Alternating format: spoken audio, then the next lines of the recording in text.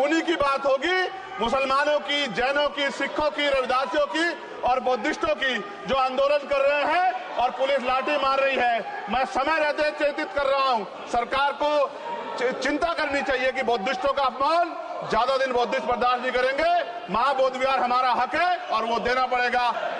महोदय, गया में महाबोधि विहार प्रकरण जो है, वहां से बुद्धिस्ट समाज में चिंता है और आक्रोश भी है। सरकार उसका हल करे, बुद्धिस्टों को उनका हक दे। सभापति जी, मणिपुर देश का अभिन्न अंग है, वहां महिलाओं एवं बच्चों की सुरक्षा सुनिश्चित की जाए। यह केवल एक राज्य का नहीं बल्कि यह मुद्दा देश की अस्मिता और गरिमा से जुड़ा हुआ है। अतः वहां शांति व्यवस्था बहाल कर महिलाओं एवं बच्चों को सुरक्षित माहौल प्रदान किया जाए। मणिपुर की घटना की वजह से अंतर्राष्ट्रीय स्तर पर देश की छवि खराब हुई है। मुझे ऐसा लगता है ये तभी होता है जब सरकार को कुर्सी से ज्यादा प्यार होता है और जनता के हित से कम प्यार होता है। न्यूनतम समर्थन मूल्य किसानों को मिले, बिजली के बिल माफ हो, किसानों का कर्ज माफ हो। सरकार को समझना होगा कि किसान मजबूत होगा तभी देश की अर्थव्यवस्था मजबूत होगी। खाद पर सब्सिडी बढ़ाई जाए, यूरिया नहीं मिल रहा है, खाद का वितरण पारदर्शिता लाई जाए। यदि समय रहते सरकार ने संज्ञान नहीं लिया तो वो दिन दूर नहीं कि देश में खाद्य संकट हो जाएगा।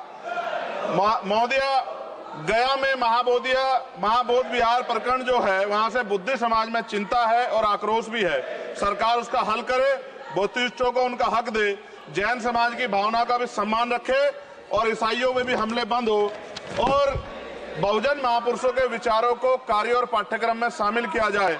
आज SC/ST पे एट्रोसिटी बढ़ रही है, जातिगत भेदभाव की वजह से बारातें रोकी जा रही हैं। अभी हाल की घटनाओं में कई ऐसी घटनाएं हुई हैं उत्तर प्रदेश में जहां जातिगत अपमान हुआ है।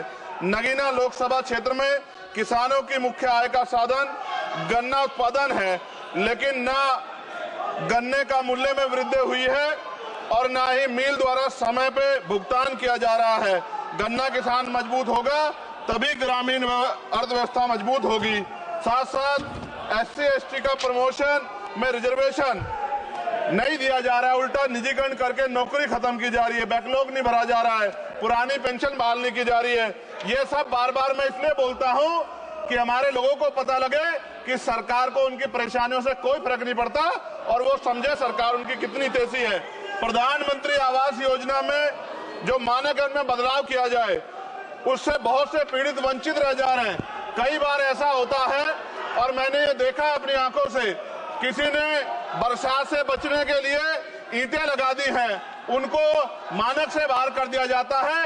इस वजह से वो परिवार इस सुविधा का लाभ नहीं ले पा रहे। खत्म करूंगा मैम। इस वजह से उनके घर नहीं बन पा रहे और के 75 साल बाद भी लोगों पे घर नहीं है। शर्म की बात है। नगीना लोकसभा क्षेत्र में केंद्रीय विद्यालय खोले जाएं और जो पहले से संचालित केंद्रीय विद्यालय हैं उनमें किताबों से लेकर सभी आवश्यक एवं पर्याप्त सुविधाएं सुनिश्चित की जाएं ताकि क्षेत्र के बच्चों को गुणवत्तापूर्ण शिक्षा प्राप्त हो।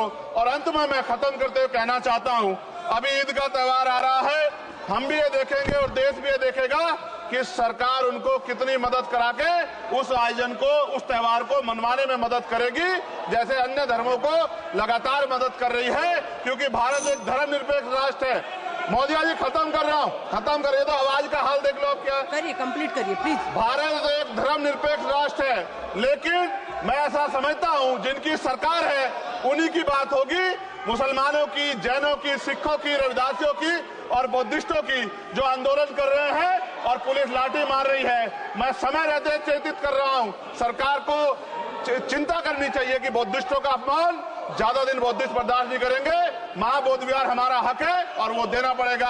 आपका बहुत बहुत धन्यवाद। जय भीम, जय भारत।